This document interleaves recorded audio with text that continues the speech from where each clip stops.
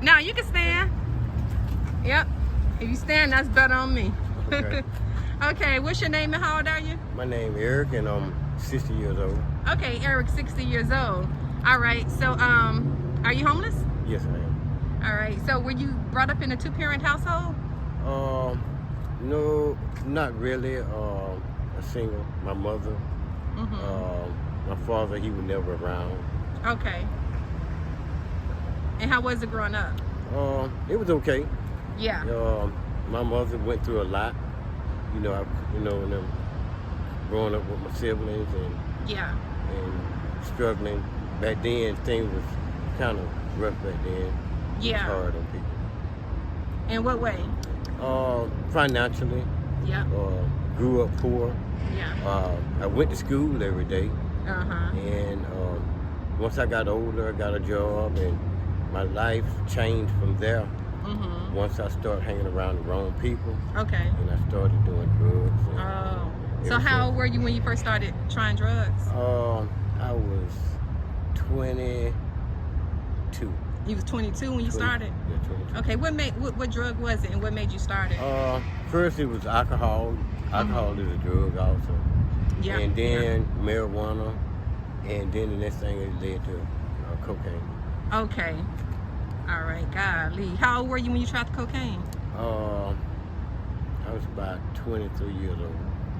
Okay. So what was it that like made you say, yeah, let me try this? Because I know you being around people that I knew, friends. Yeah. And at first I didn't try it. I didn't try it at first. Then after a while, I'd say a couple of weeks later I started doing it with a female friend that I met. Okay. She got me on. Now you had already seen drug addicts by that time, right? Yeah.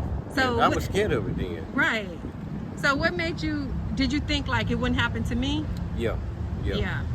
That's why I say to myself, never hang around people that do drugs.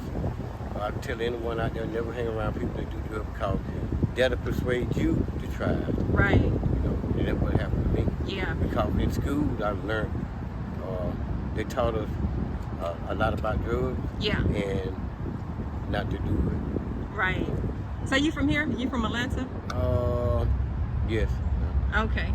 All right. And so then that girlfriend, she was doing it. So you dated somebody who was doing it. Yes, I dated someone that was doing it. Yeah. So but when she did it, like, how was she acting? Was she? She was acting normal. Normal. She wasn't too aggressive on trying to get me to do it. Okay. Until later on. Okay. She started. Oh, then she started wanting you to do it. She started, telling me to try it. Right. And so I tried it. Right. And that's what led to it. I should have never touched it. That's why I'm telling anyone, never try anything that's a mind altering. Right. So how soon after you tried it did you become addicted? It took months. It took months? Yeah, months. Oh, okay. So within those months, were you doing it like once a week or every? I was doing it like on the weekend. Okay. And that was it. Okay. Because I was working then, and I had the means to buy it. Okay. And I would do it on the weekend. I wouldn't do it at work. Yeah. So what's some of the damaging consequences? The damaging consequences, I lost everything. I lost the house, lost the apartment, I lost cars. Yeah. Jobs. Yeah. Friends, Yeah. Yeah, because some of the friends I had didn't do it, and I kind of pushed myself away from them. Yeah. Started hanging around other people.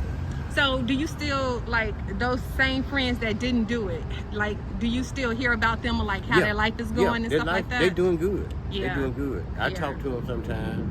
Okay. And we still friends, but they try to talk to me and get me to go the right way. Right. And by me being an addict, it's hard, Right. I done been in rehab, a lot of rehab, didn't work out.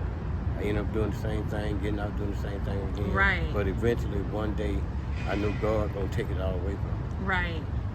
Okay. Whew, that was deep, man. What's your advice out here to these young folks? Or did I ask you that one already?